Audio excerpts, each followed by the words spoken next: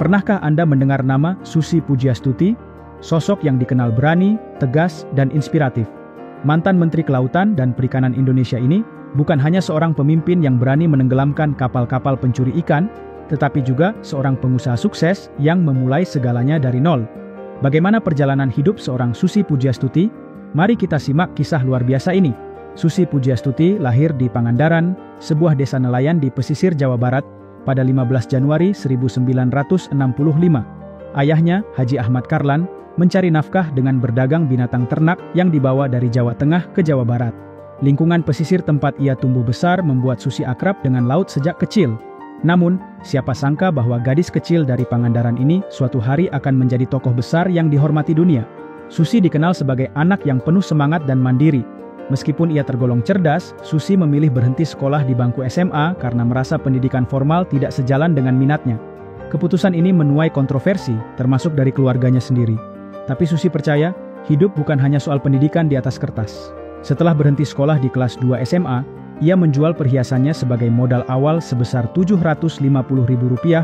Susi memutuskan untuk menjadi pedagang ikan di Pangandaran. Ia memulai bisnis kecil-kecilan dengan menjual ikan segar di pasar lokal. Pada saat itu, pekerjaannya sering dipandang sebelah mata. Namun, Susi tidak peduli. Dengan kerja keras dan kegigihan, ia perlahan membangun jaringan perdagangan ikan hingga ke berbagai daerah di Indonesia. Tak puas dengan berdagang di tingkat lokal, pada tahun 1996, ia mendirikan PT ASI Pujiastuti Marine Product yang memasarkan produk lobster dengan merek Susi Brand.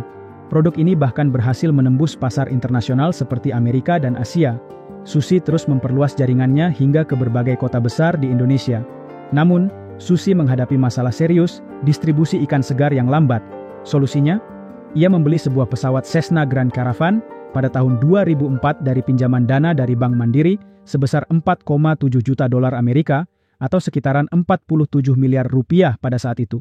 Pesawat ini awalnya digunakan untuk mengangkut hasil lautnya, tetapi kemudian berkembang menjadi maskapai Susi Air. Selama 3 tahun berjalan, perusahaan penerbangan tersebut semakin berkembang. Bahkan telah memiliki total 14 pesawat. 4 pesawat ada di Papua, 4 pesawat ada di Balikpapan, Sumatera, dan Jawa. Bisnisnya tersebut terus berkembang, sampai perusahaannya memiliki total 32 pesawat Cessna Grand Caravan, 1 pesawat Diamond Star, 9 pesawat Pilatus Porter, dan 1 pesawat Diamond Twin Star. Saat ini, Susi Air sudah mengoperasikan 50 pesawat terbang dengan berbagai jenis. Kemudian pada tahun 2008, ia mulai mengembangkan bisnis aviasinya. Susi membuka sekolah pilot yang bernama Susi Flying School, melalui PT ASI Pujiastuti Flying School. Tahun 2014 menjadi salah satu momen paling bersejarah dalam hidup Susi Pujiastuti. Presiden Joko Widodo menunjuknya sebagai Menteri Kelautan dan Perikanan Indonesia. Meski keputusan ini sempat dipandang skeptis oleh banyak pihak, Susi membuktikan bahwa dirinya lebih dari sekadar layak. Dengan kebijakan tegas seperti menenggelamkan kapal-kapal asing pencuri ikan, Susi membawa perubahan besar bagi kelautan Indonesia. Kebijakan ini bukan hanya membuat jera para pencuri, tetapi juga mengembalikan kedaulatan laut Indonesia. Dalam waktu singkat, hasil tangkapan nelayan lokal meningkat pesat. Susi bahkan mendapatkan pengakuan internasional atas upayanya menjaga keberlanjutan ekosistem laut. Di balik kesuksesannya, Susi Pujiastuti tetap dikenal sebagai sosok yang rendah hati.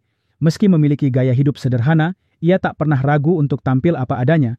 Bahkan, di tengah jadwalnya yang padat, ia selalu menyempatkan waktu untuk keluarganya.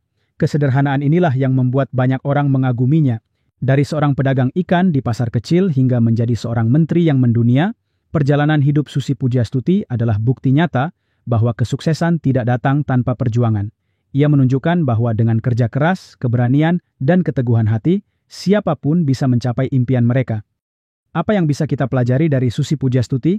Jangan takut untuk bermimpi besar, jangan ragu mengambil risiko, dan yang terpenting, selalu percaya pada diri sendiri. Terima kasih telah menonton, jangan lupa like, komen, dan subscribe untuk cerita inspiratif lainnya.